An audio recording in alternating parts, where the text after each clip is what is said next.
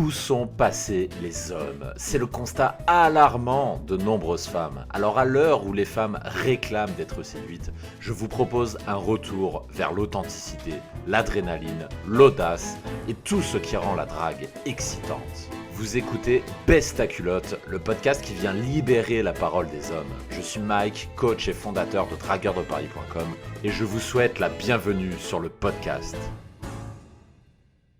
Comment être beau gosse en seulement 6 mois? Est-ce que déjà c'est possible ou est-ce que c'est le genre de promesses qu'on trouve sur des sites qui vous vendent de la merde, qui font des promesses commerciales en tout genre, etc., etc.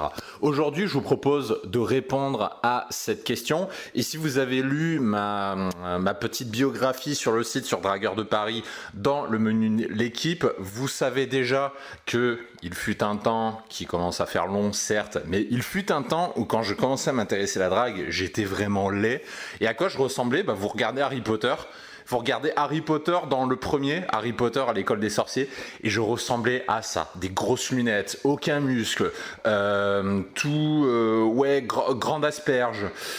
Qu'est-ce qu'il y avait d'autre? J'avais des boutons, je passais ma vie à jouer aux jeux vidéo. À part bosser à l'école et avoir des bonnes notes, je savais pas faire grand chose, je connaissais rien à la socialisation, je connaissais rien aux filles.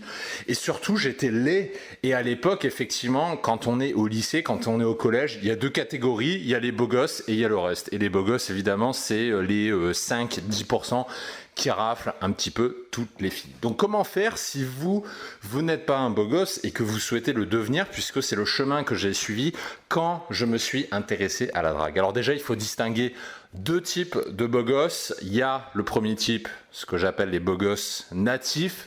Ce sont des gens qui naturellement sont très beaux gosses et ils ont rien à faire. Ce sont des gens qui se posent même pas la question de la psychologie des féminines, de l'opener, de comment aborder, etc. Toutes ces questions-là, ils se les posent jamais. Et ça, c'est un pouillème de la population. Ça, on va dire, c'est 5% à la louche des mecs, pas plus.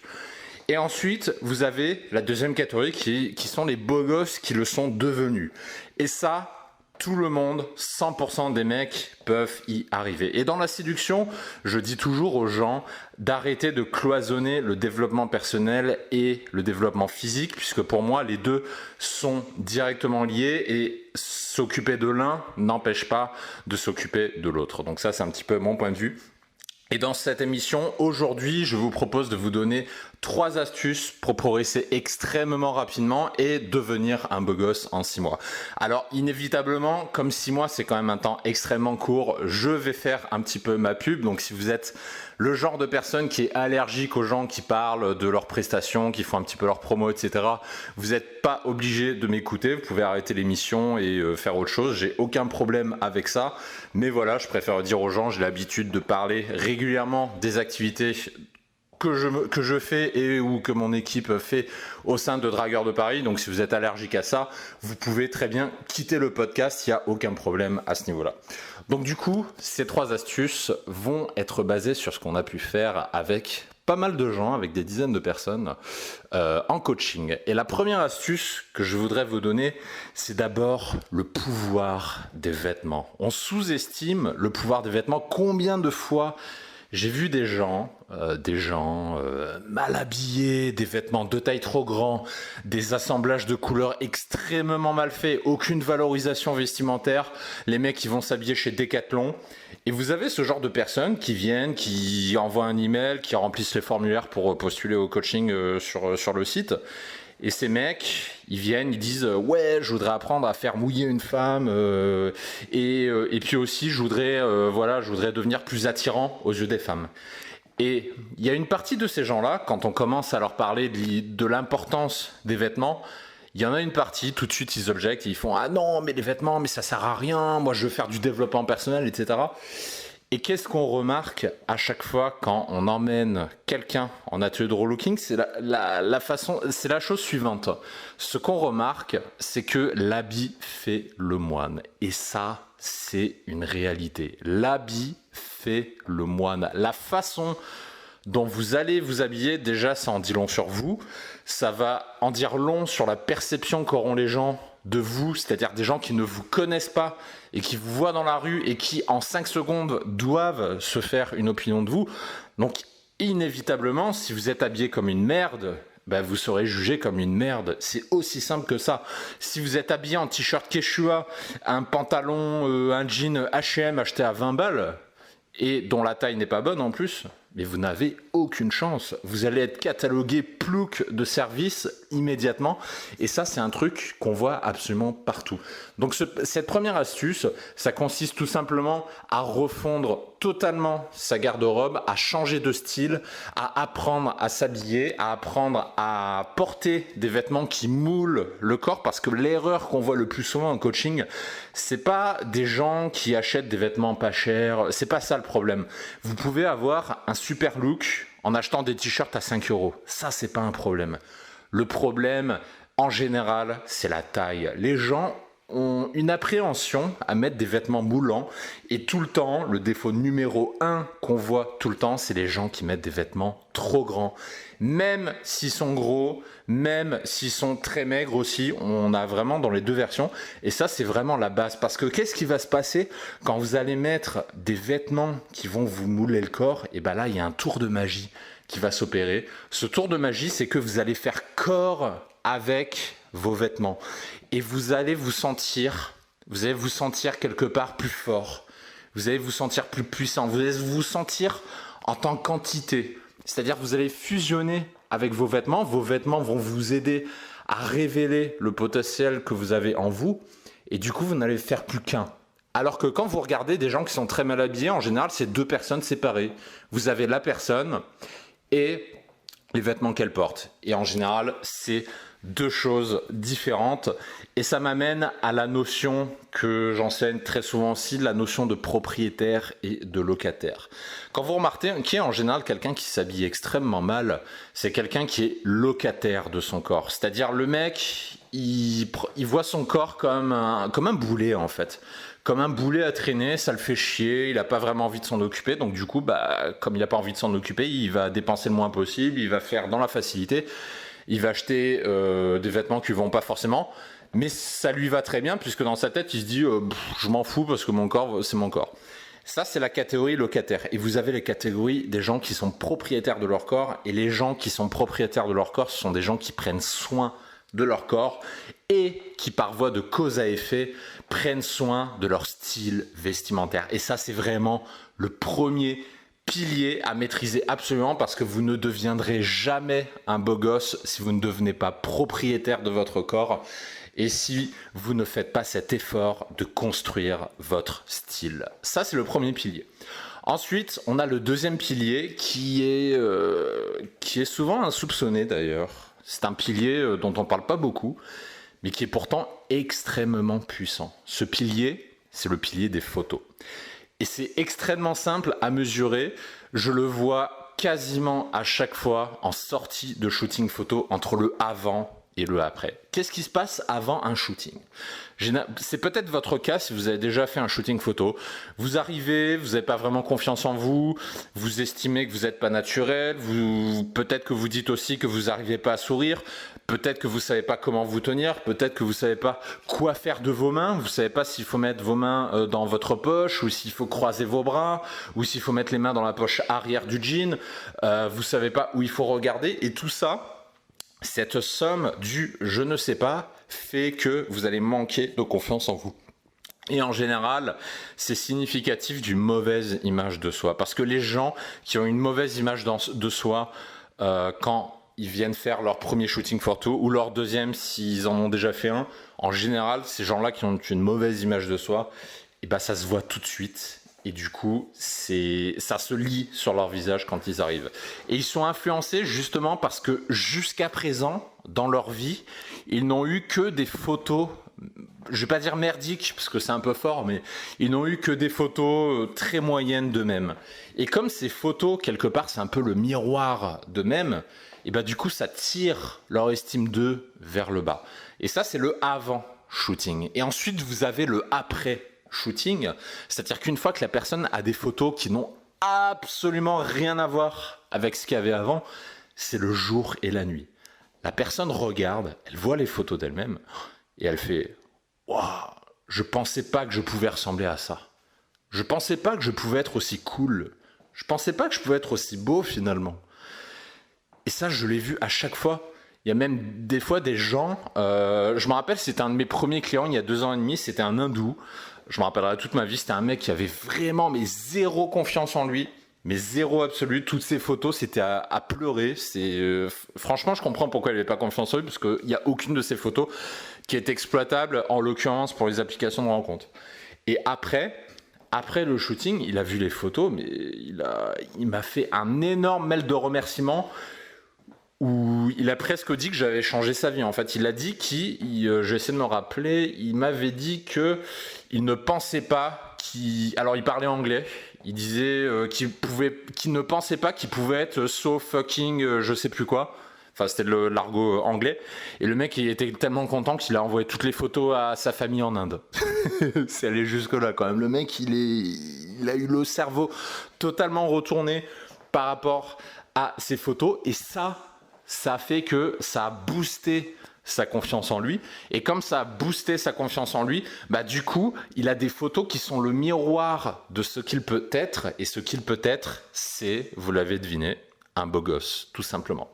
Et comme il a ce miroir de la beau gossitude, et bah du coup, dans sa tête, il va commencer à penser « je peux être un beau gosse ». Et naturellement, il va tendre à le devenir.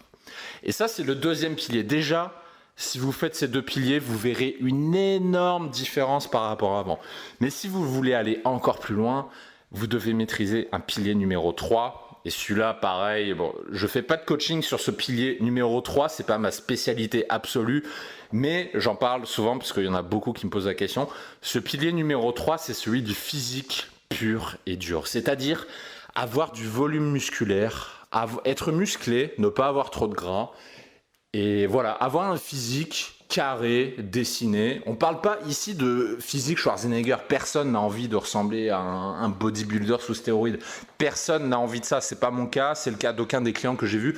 Personne ne veut ressembler à ça. Mais on va être honnête. On est là sur le podcast. On est entre vous et moi. On est en privé. On a tous envie d'avoir un bon physique. Soyons honnêtes 5 minutes. Quand on demande des gens comme ça en public, il y a beaucoup de gens, parce qu'ils ont un gros ego, ils vont dire « Ah non, tu sais, moi le physique je m'en fous, machin ». Mais ça c'est pas vrai. Je suis sûr que 95% des mecs ont envie d'être bien bâtis physiquement. On a tous envie de ça. Et malheureusement, ce que j'ai remarqué, c'est que ça pêche au niveau des solutions. Les gens font de la merde alors qu'ils veulent tous la même chose, avoir un physique dessiné. Et c'est pour ça que sur ça, je vais avoir un avis assez tranché. Si vous n'êtes pas d'accord, vous pouvez commenter sur la chaîne YouTube, par exemple, puisque sur les podcasts, vous ne pouvez pas laisser de commentaires, mais sur la chaîne YouTube, vous pouvez laisser des commentaires. Ce sera avec plaisir de discuter de ce sujet, parce que c'est un sujet... je suis un passionné de musculation, donc j'adore parler de ces sujets. Mais typiquement, ce que j'ai remarqué, allez, les 3/4 des gens, qu'est-ce qu'ils font ? Peut-être que vous l'avez déjà fait aussi. Ils vont courir, ils font des pompes dans leur chambre, ils font 20 tractions tous les 2 jours dans leur chambre, ce genre d'exercice. Mais ça, c'est insuffisant. C'est insuffisant pour se bâtir un vrai physique qui soit solide. Et sur ça, mon avis va être très tranché. J'ai fait beaucoup de sports jusqu'à présent. Je ne vais pas dire que j'ai fait tous les sports de la Terre, parce que là, il y en a toujours un ou deux qui vont dire « Ah, t'as pas fait tous les sports, machin ». Mais j'ai fait beaucoup de sports de combat, j'ai fait beaucoup de natation, j'ai fait quelques sports collectifs et j'ai fait de la musculation et j'en fais toujours. Et je le dis et je le répète, le sport qui est de loin le plus efficace pour se bâtir un physique solide, c'est la musculation. Et ensuite, en numéro 2, il y a la boxe thaïlandaise qui est extrêmement efficace lui aussi. Mais comme c'est un sport de cardio, vous n'allez pas prendre du volume musculaire, vous allez plus prendre de la définition, vous allez sécher. Vos muscles vont être mieux définis, plus visibles, mais vous n'allez pas gagner vraiment de volume musculaire. Par contre, la musculation, c'est le plus efficace. Alors, je ne vais pas expliquer pourquoi c'est le plus efficace, parce que sinon le podcast durerait 2 heures, il y aurait beaucoup de choses à dire. Mais ce que je peux vous dire, c'est qu'en termes de rentabilité, qu'est-ce que c'est la rentabilité ? La rentabilité, c'est le temps que vous passez à faire du sport versus le résultat que vous obtenez. En termes de rentabilité, il n'y a pas mieux que la musculation. Donc si vous avez un seul sport à faire, c'est la musculation. Et si vous souhaitez que je développe ce sujet sur un prochain podcast, dites-le moi dans les commentaires. Comme ça, je prendrai note et je ferai une prochaine émission sur ça.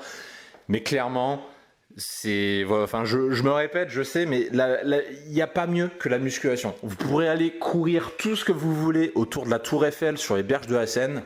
Tout ce que vous allez faire, c'est vous allez fondre. Vous allez fondre en termes de gras, c'est vrai, mais vous allez aussi fondre en termes de définition musculaire. Parce que ça, c'est le réflexe de beaucoup de gens d'aller courir pour essayer de se transformer en beau gosse. Mais qu'est-ce que vous faites en faisant ça? Vous allez vous aplatir. Parce que quand vous courez 1 heure, 1 heure et demie, vous faites ça 3 fois par semaine, le message que vous envoyez à votre corps, c'est le suivant. Le message, c'est « Écoute, il faut que j'arrive à courir 1 heure et demie. Est-ce que tu pourrais m'alléger un peu pour que ce soit plus facile pour moi ?» Je ne parle pas de la partie poumon, pulmonaire par rapport au cœur, mais là, je parle vraiment de la partie musculaire. Le message que vous allez envoyer à votre corps, c'est ça.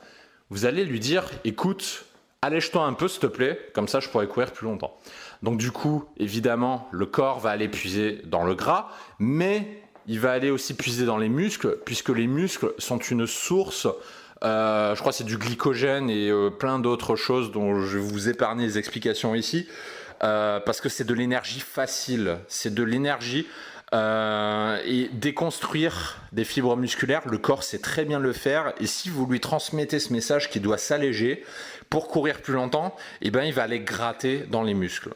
Alors du coup, oui, vous avez peut-être à avoir l'impression de maigrir, mais comme vous perdez en définition musculaire, vous allez devenir plus mince, plus fin, vous allez être moins imposant et du coup, ce sera moins beau.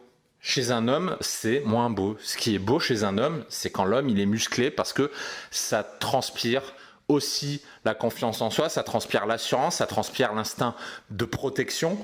Alors que quand vous avez la version crevette en face, sérieusement, regardez un marathon, allez regarder des compétitions de gens qui courent pendant 8 heures.